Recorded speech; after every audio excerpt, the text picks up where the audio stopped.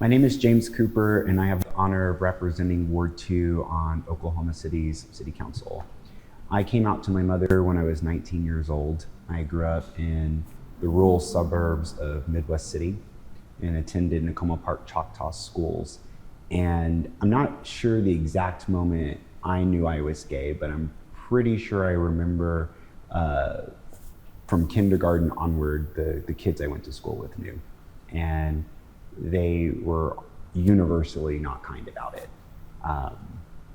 Compounding that was the fact that already at age 5, I knew exactly what I wanted to do. I wanted to be a teacher, I wanted to direct movies, and I wanted to write books, and had already set about writing stories, largely horror stories and fantasy. And let me tell you what a lot of those kids and their parents did not like. So, add all this together, and I was a recipe for, taunting and bullying. But at the same time, I grew up in a suburban neighborhood, Oakwood East, that was quite diverse. A lot of kids from Tinker, and a lot of interracial families as well, who looked a lot like me. My mom was white, dad is black, and that was very common there. My best friend in 3rd grade was biracial, part European descent, part Japanese descent, which was a lot of fun during the era of Nintendo being at its heights. So I managed to make friends in that neighborhood, and we loved things like video games and movies and comic books, and some of them even the horror stories, playing basketball, these things. But every once in a while, these kids would weave in, lessons on how I should walk, right? And that I needed to walk not gay. And what was so wild about that at the time is I don't think I had a full even understanding of what being gay meant. I absolutely could not have imagined a romantic relationship. I had crushes on girls. I don't think it ever quite clicked that I could date a guy and or marry a guy. I was born in 82. I was in kindergarten by 87. And it was still actually illegal in Oklahoma at the time to be gay. 10 years punishment in prison until 2003. I wouldn't come out until 2 years right before that when I was 19. So I was deeply repressed in a lot of respects. Although I will say, by 2nd grade, I had seen Friday the 13th Part 4.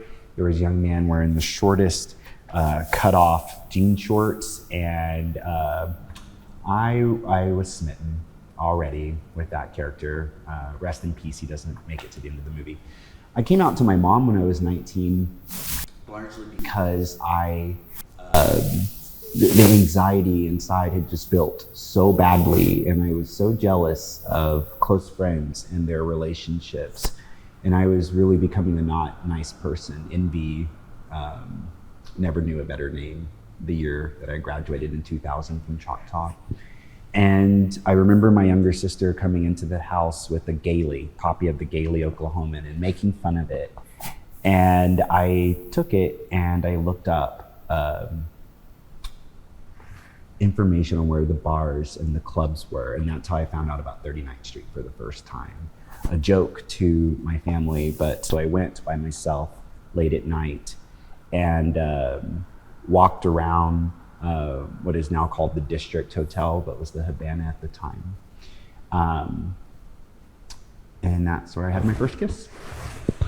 And once that bridge was crossed, there was really no going back in terms of self-discovery, having to reckon with who I was.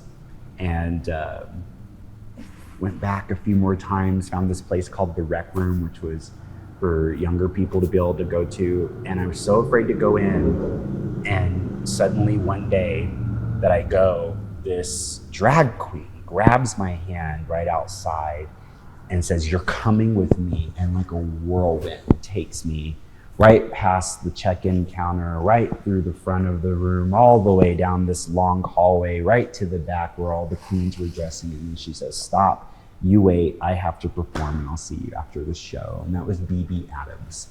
And I got to see these drag performances and these queens doing these cool little helicopter things set to Lil' Kim and How Many Licks, and it was just electric. And I had just never seen anything like that in person. And I had such a crush on Bobby, BB, and he broke my heart so young. And so my mom saw the heartbreak, and she saw me closing in on myself, and one day just asked, "What's going on?" And I told her about Bobby and my crush and how he had broken my heart by not really returning it, though kind of returning it, but not really. And but she knew something else was wrong too. It wasn't just the coming out. It was that I was really afraid that my first encounter with another guy romantically was had destined me for HIV and AIDS. And that was the next thing I had to confide in my mother. And I, a retired RN she is, and she took me, I couldn't even say it, I had to write it down. And she took me to Mary Mahoney out near Spencer, and we got a test, and 2 weeks later it came back negative. And she told me that she'd always known I was gay, but now the most important thing for me would always be to protect my body, And that is an oath that I gave her. And she's now 81, living in retirement. And she was so accepting. Overwhelming majority of my friends were accepting. And so 39th Street then has a very special place in my heart, for better or worse. And it's why I felt compelled in 2010 and 11 to do about a year's worth of research on the LGBT history of Oklahoma City and how 39th Street came to be, which I won't belabor right now, except to say I did that with the hope that one day 39th Street would have the sidewalks it deserves and the businesses along those sidewalks that are coffee shops and bookstores and youth centers, places that a 19-year-old me deserved, and that 19-year-old me's right now deserve. And so to the 15-year-olds and the unhoused youth. And they deserve housing built on the levels above that. And in a lot of ways, we've let them down by not building that queer neighborhood. And I hope now that a streetscape is in place over there, that will be its future, and it will be as diverse as every color of the rainbow. And I think that's the future that we deserve, and the one we still have to fight for. So I'm grateful I had a mom who fought for me and cared for me and gave me some of the best wisdom I could have ever had. But not every queer person has that. And so the work continues. And that's my coming out story.